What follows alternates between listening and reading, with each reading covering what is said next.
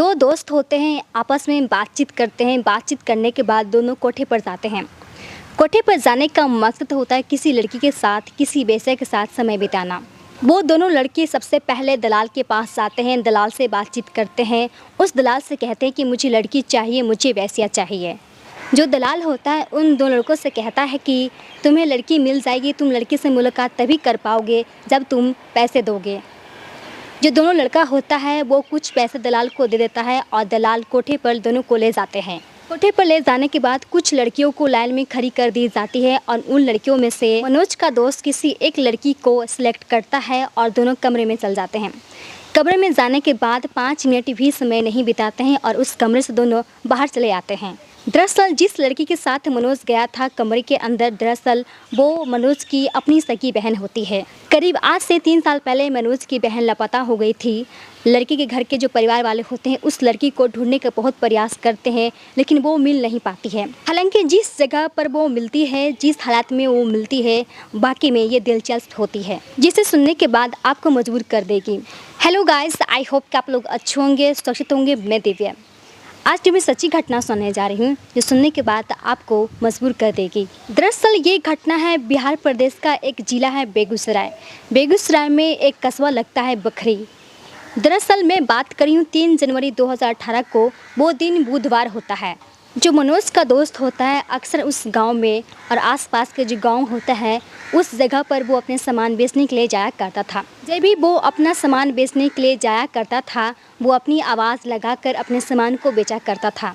हालांकि उस लड़के की आवाज़ थोड़ी सुरीली होती है। सुरीली होने की वजह से उस गांव के लोग, उस आसपास गांव के लोग उस लड़के की आवाज़ हमेशा याद रखा करते थे। जब भी उस गांव में या आसपास गांव में वो जब भी अपना सामान बेचने के लिए जाया करता था वो अपनी आवाज़ लगाकर अपने सामान को बेचा करता था।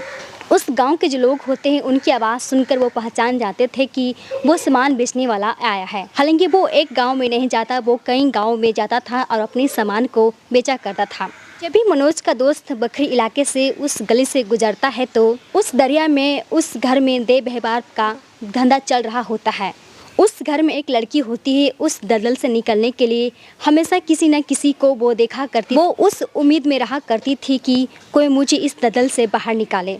जो मनोज का दोस्त होता है उस घर से, उस गले से गुजर रहा होता है, अपनी आवाज़ लगाकर अपने सामान को बेच रहा होता है। तभी वो लड़की उस आवाज़ को सुनकर आकर्षित हो जाती है और आकर्षित होने की वजह से तभी वो लड़की बालकनी में चले जाती है। उस लड़की को देखने लगती है, देखकर आवाज़ लगाने लगती है, उसे अपने हाथों से इशारा करने लगती है। वो लड़की उम्मीद से भी कम कपड़े पहनी हुई। लड़का इस लड़की को देखकर काफ़ी ज़्यादा शर्मा जाता है। वो काफ़ी ज़्यादा सोचने पर मजबूर हो जाता है कि आखिरकार ये लड़की कौन है, मुझे देखकर क्यों आवाज़ लगाती है, क्यों हाथों से इशारा करती है। जो लड़का होता है वहाँ पर रुकता नहीं है, वहाँ से चला जाता है।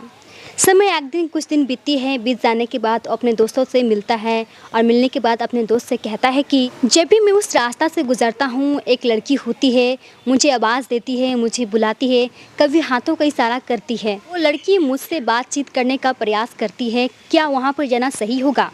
जो उस लड़के का जो दोस्त होता है वो कहता है कि पैसा देकर जाने में कोई दिक्कत नहीं होगी, वहाँ पर तुम जा सकते हो। जो बेकरी वाले, जो सामान बेचने वाला जो लड़का होता है अपने पैकेट में कुछ पैसा रखता है और कोठे पे चला जाता है। कोठे पे चले जाने के बाद वो सीधे ऊपर जाने लगता है। तभी अशोक खलीफा नाम के व्यक्ति उस लड़के को रोक लेता है और उससे पूछताछ करने लगता है कि यहाँ पर तुम क्या करने आए हो, किससे मिलने आए हो।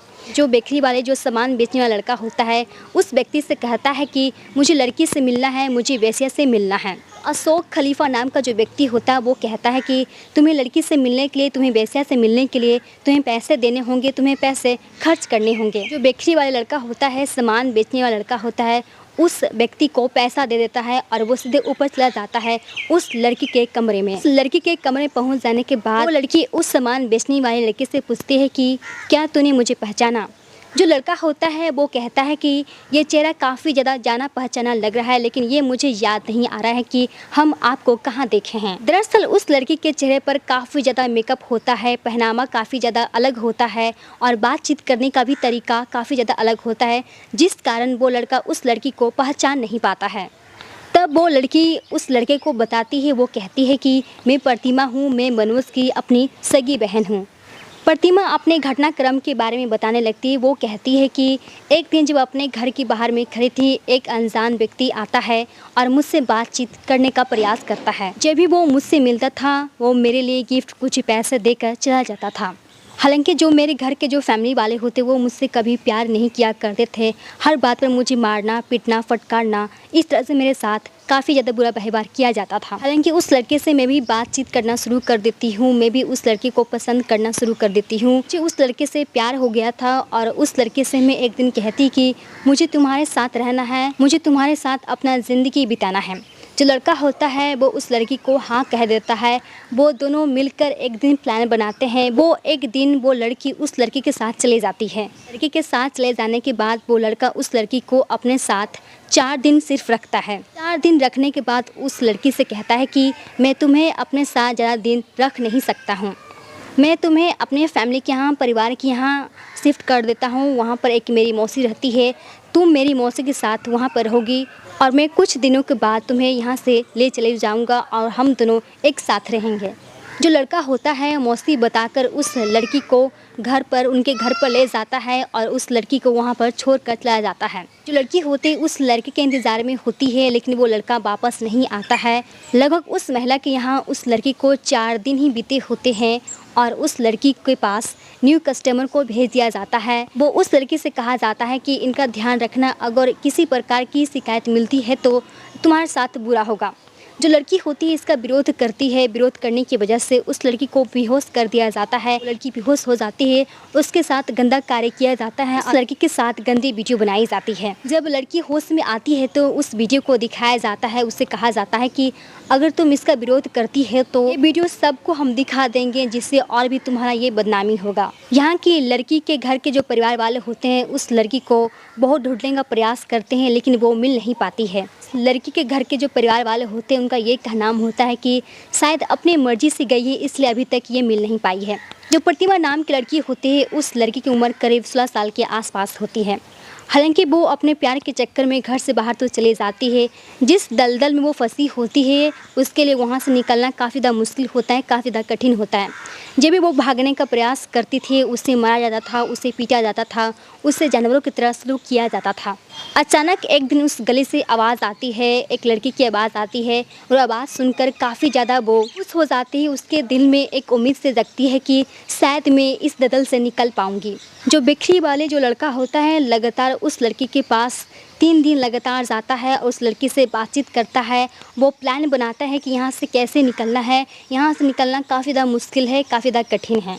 वो एक दिन अपने मनोज दोस्त के पास जाता है, वो सारी बात बता देता है। वो कहता है कि तुम्हारी बहन मिल गई है, तुम्हारी बहन रेड लाइट एरिया में है, वहाँ से निकल पाना काफ़ी ज़्यादा मुश्किल है। दोनों लड़के मिलकर ग्राहक बनकर उस कोठे पर पहुँचते हैं। वहाँ पर एक झारखंड की लड़की होती है। मनोज का जो दोस्त होता है उस झारखंड लड़की वाले के पास पहुँच जाता है और मनोज अपनी सगी बहन के पास पहुँच जाता है। जो लड़की होती है पूरा घटनाक्रम के बारे में बताने लगती है, पूरी कहानी बताने लगती है, कब कब कैसे और क्या हुआ, कितने लोग उन लड़की के साथ मिलकर गंदे काम किए हैं और किन लड़कियों को ज़बरदस्ती उस रेड लाइट एरिया में रखा गया है।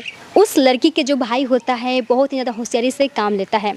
मनोज 3 जनवरी 2018 को बखरी के पुलिस स्टेशन पहुंचते हैं और वहां के जो SHO होते हैं शरद कुमार, उनसे बातचीत करते हैं, पूरा घटनाक्रम के बारे में बताते हैं। वहां के जो SHO होते हैं उस कहानी को, उस वाक़ये को पूरी तरह से सुनते हैं। ये पूरा मामला सुनने के बाद IPC 366, 373 सेक्शन 6 के तहत इस मुकदमा को दर्ज किया गया और इस मामला को जांच पड़ताल के लिए सब इंस्पेक्टर विजय कुमार को सौंप दी गई थी। श्याम राम बाबूजी, महिला पुलिस सभी मिलकर उस जगह पर पहुंचते हैं तो अशोक खलीफा मौका पाते ही वहां से भाग जाते हैं। जो महिला पुलिस होती नशीमा खातून उसे गिरफ्तार कर लेती है। जो प्रतिमा नाम की लड़की होती है, झारखंड की लड़की होती है, दोनों को मेडिकल के लिए भेज दिया जाता है। उसके बाद दोनों लड़की को मजिस्ट्रेट्स के पास खड़ा कर दिया जाता है। उन दोनों लड़कियों को घर वापस सौंप दिया जाता है। हालांकि लड़की के जो भाई होता है बहुत ही होशियारी से, सूझबूझ से वो पुलिस का सहारा लेता है और अपनी बहन को उस दलदल से निकाल पाता है। दोस्तों, इस कहानी को सुनाना आपको परेशान करना नहीं है बल्कि आपको जागरूक करना है। जहाँ रहें सुरक्षित रहें, अपना ध्यान रखें। जय हिंद।